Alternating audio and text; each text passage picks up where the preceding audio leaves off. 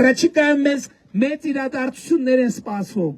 Թրիպ նախագիծնագործելու եւ Հայաստանի Հանրապետության համար բացվելու են ճանապարհները դեպի արևելք, դեպի արևմուտք, դեպի հյուսիս եւ դեպի հարավ։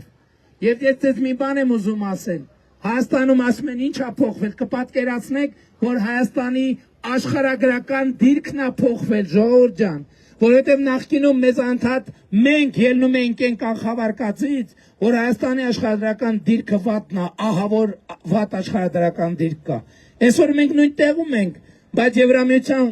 հանձնաժողովի նախագահը գալիս է եւ Հայաստանում, Երևանում ասում է Հայաստանի Հանրապետությունը նստած է արևելքի եւ արևմուտքի միջև ամենակարճ ճանապարհի վրա։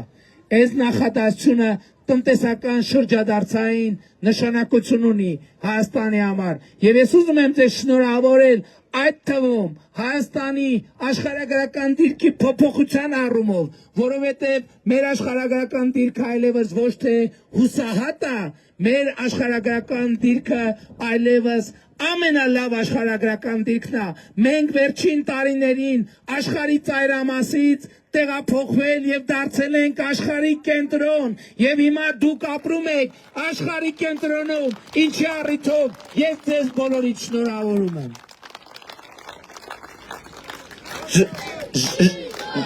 Ժողովուրդ ջան, բայց այնուամենայնիվ